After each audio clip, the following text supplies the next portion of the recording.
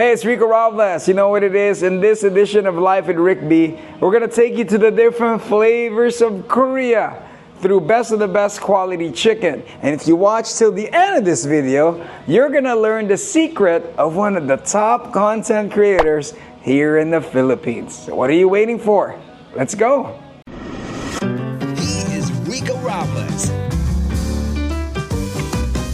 She is Phoebe Walker. Join them as they navigate through life, love, and everything in between. Only on Life with RicBe. Hello, good morning.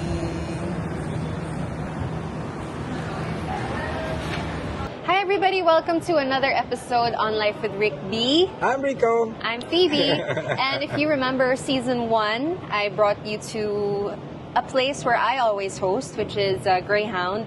And this time, Well, bringing you to a place where I always host. This is BB.Q Chicken. Best of the best quality chicken. That's what it's all about. So we're going to discover the flavors of Korea.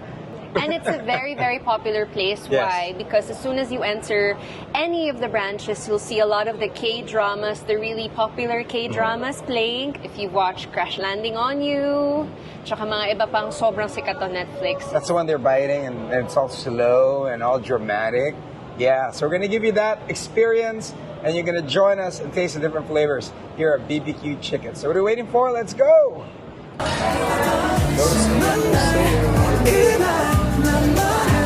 Right, sing again. Morning. Morning.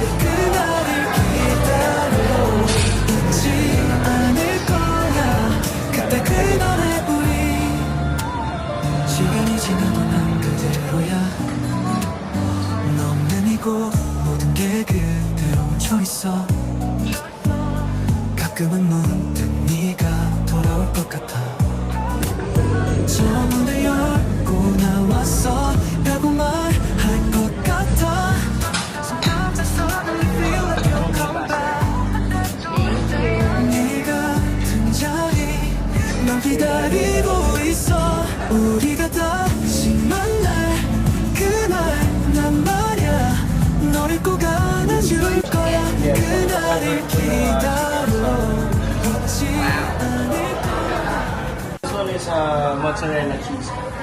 And then, ipo-cover po natin siya sa chicken. Alin po yung gusto nila dito, sir? Seasoning or yung secret? Try secret. Maybe I'll just... Okay. Mozzarella. Wow. Ooh.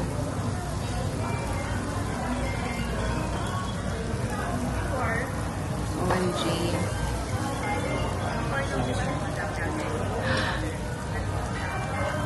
Mozzarella. Favorite time of the mukbang is to eat. Okay, G, kain na tayo. So this is the part where we enjoy BB.Q Chicken's food. You start off first with the soup. Bless the people that made this food, Lord. May they have a glorious day and a glorious life. I pray that Phoebe doesn't get mad at me anymore. Amen. May you make Rico more responsible. Thank you. Ba't ka nagalit? Ha? Mukbang to, no? Para people look forward to our mukbang. A bit spicy. I will tell you guys the story behind this. So the founder of BB.Q Chicken, he had a vision of sharing the flavors of Korea to the world. So that's what he did. He got the best of the best quality when it comes to ingredients. You know, like this one. This is fried chicken right here. This actually fried in golden olive oil. This is called the golden olive chicken. Olive oil. There's a certain aroma you get. And then, of course, everything that you eat here, it has a clean taste to it. Because of the oil, they switch it. Pinapalitan nila kagad. Unlike all the other places na they use the oil for a long time, there's a certain aftertaste. Dito hindi. That's why they make it quality. 울지 마 부디 행복해져 나의 사랑 안녕 사랑해 내가 더 사랑해. So as we change our plate, now time I don't really eat pasta much. I'm not a pasta guy. But then of course, when you're here, you have to try this. The smell alone is so truffly. And you get to see truffle shavings too. That is so creamy. So it's like a mix of carbonara and beef bulgogi. Salad. Oh, there's Caesar sauce. Okay. Yeah, so kanina, yung kuya, he made me this secret chicken and then he wrapped it in the mozzarella. So, you know, honestly, kung kilala niyo ako, hindi ako mahilig sa a lot of cheese and savory food. But this one is an exception. I'm really excited. Maganda yung contrast niya kasi the secret chicken is a little sweet. And then, napapasukan ng konting alat because of the mozzarella cheese. So, nababalansa siya. So are you happy? Are you happy with what you're eating? So that's a secret, fellas. If your girlfriend's mad, you take her to a restaurant and you feed her best and great food. Look, di na siya galit. Di na galit. Tapos kung naumay ka, they have these radish cubes. It's a palate cleanser. So you can see the chicken has great brine, man. Good stuff. For a person who's trying to learn how to cook fried chicken, I'm telling you, it's really, really good. So, nagbabalot ko siya. Oh, di ba? Hindi lang maganda yung wrap ko kasi hindi ako magaling sa arts and crafts. Because you're not a rapper. Oh! Yeah, try it. Can you rate the way she raps, please?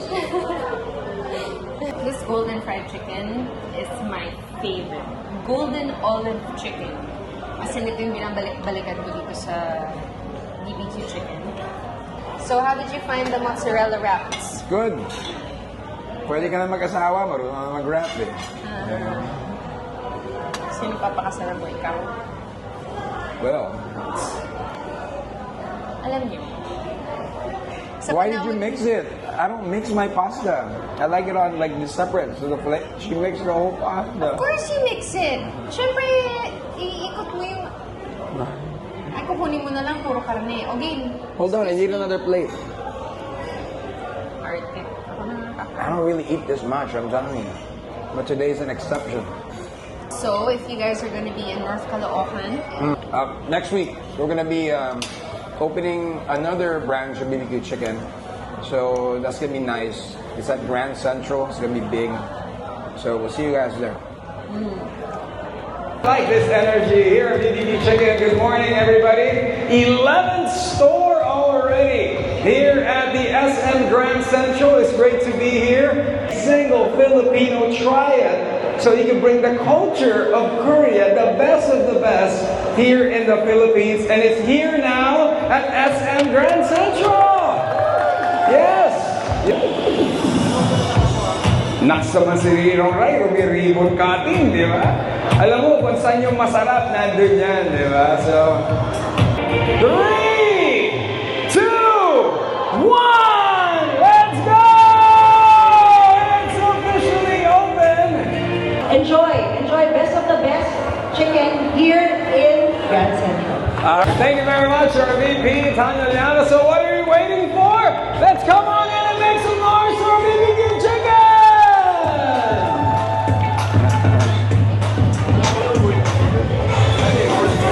Yeah. I'm gonna try out the vampire chicken. They gave me milk, but I choose the beer. So let's try it.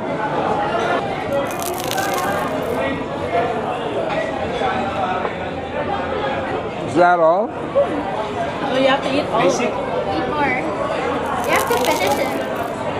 Yeah, that's the challenge. You have 5 minutes. 5 minutes. What do you get? Free. Bragging rights. Timer starts now. Kaya. What I like it because it's spicy.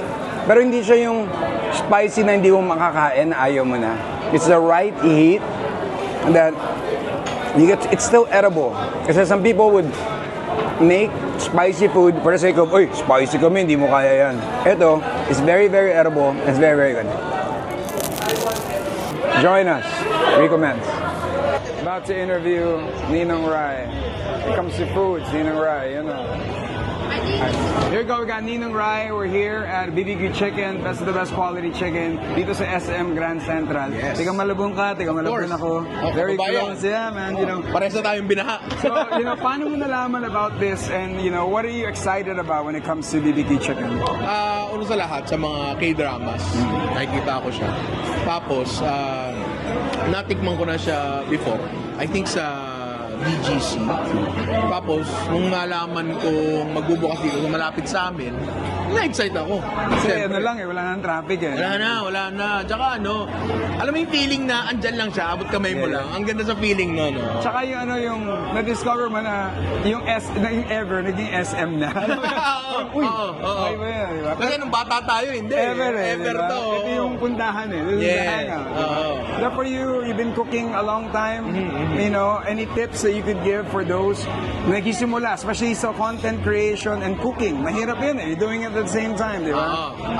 When it comes to content creation, I really believe na basta ginagawa mo yung gusto mo and what you're really passionate about, it will show it. Kasi passion kasi is contagious. Kapag nakikita ng mga viewers yan, sa mga cellphone nila, sa mga screens nila, mahahawa sila at makikita na, passionate tong tao na to, di ba? Tapos, para sa akin lang wala kasi sekreto sa social media talaga. Kasi kung may sekreto sana, lahat ng video ko viral na, di ba? Wala, hindi ko alam yan. Talagang ano lang, consistency. Hindi pwede pag hindi mo feel gumawa ng video ngayon, hindi ka nagagawa. Hindi pwede. Kailangan mag-set ka ng schedule and you stick with it kasi pinoform mo yung habit ng viewers mo. So, for example, kami, sa ibang platforms, daily kami. As in daily talaga. Sa ibang platforms naman, twice a week kami. So, we try our best na i-sustain yung bagay na yun. Pero paminsan-minsan kasi tulad ng binabaha sa atin. Yes. Baha yung gamit. Baha yung kusina namin. May mga contingency plan naman kami para hindi namin ma-break yung schedule. Pero paminsan-minsan talaga. Wala talaga. I mean, nandyan na yung file. Pero kasi minsan brownout kasi baha. Alam mo yun? I mean, wala naman perfecto. Pero like really strive for consistency. Was there ever a time that you felt like giving up? Na parang, ay, yung mga, do you ever keep track of numbers or you don't look at the numbers, just get it out there? No. Dati nung nagsisimula, I was very into the analytics. Naaral ko talaga yan. I think lahat naman ng content creator may ganung loop eh. Una muna, hindi alam yung analytics. Then, madi-discover yung analytics. Tapos, maintindihan mo na, ang dahil ko palang matututunan dito.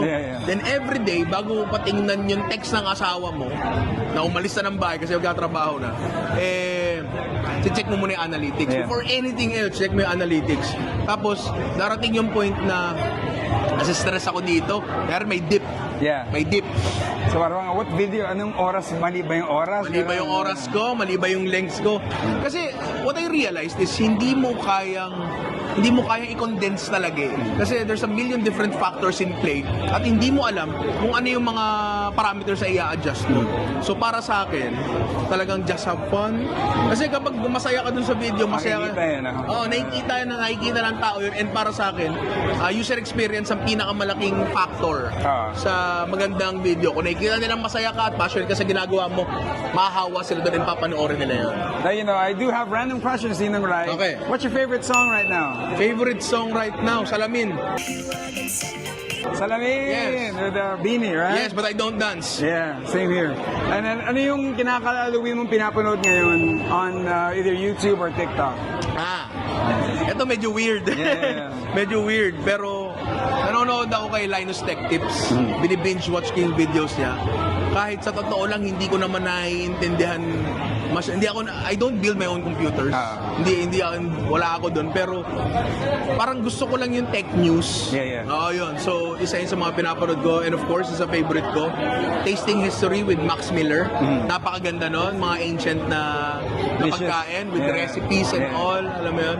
Ano yung isang chismis about you na hindi naman totoo that you're hearing? Chismis about me. Na ang dami ko daw pera. Di totoo yan, di totoo yan. And he rocking a black shirt. You know what they say when you get a black shirt, CEO level. You know what I mean? 290 pesos. And then of course, Ninong Ry, message mo to the world, to everybody watching this, you know, just a message for everybody. Okay. Dahil ko ito sinasabi, given the opportunity, no? Kasi naniniwala ako na happiness is like working out. Like, you need to really strive to be happy. Hindi passively nangyayari ang pagiging masaya. Not overnight. No, not overnight, and definitely hindi yan mangyayari kapag wala kang ginawa. Hindi yan mangyayari kapag wala kang ginawa. Minsan, uupo ka, sasabihin mo sa sarili mo, ang lungkot ko naman ngayon. Exactly, kasi you're not doing anything to make yourself happy. So happiness is like going to the gym. Kailangan mo talagang paghirapan yung bagay na yan to see the results. Kailangan mo talagang bigyan ng effort yung bagay na yan, bigyan ng time, bigyan ng pera kung kailangan para makakita ka ng resulta. And what makes you happy? Content creation and cooking. Hey, thank you for sharing with Thank us, you. man. Thank you. Ninong Thank you Ry. so much. I've been wanting to meet him because people tell me he's from Malabon. And I'm like, yo, hometown. Nakita ko yung mga ingredients siya. Uy, palengke yun. Exactly. Thank you, Ninong Ry. Thank you very much. Thank you so much. Thank you. There you have it. We hope you learned a thing or two. Sana marami kang natutunan as far as creating content and knowing the quality of flavors and ingredients that produce the world-class flavors that BB.Q Chicken is known for. So then, my name is Rico Phoebe. We hope you enjoyed Life with RicBe. On behalf of Phoebe Walker, thanks for watching. Like and subscribe.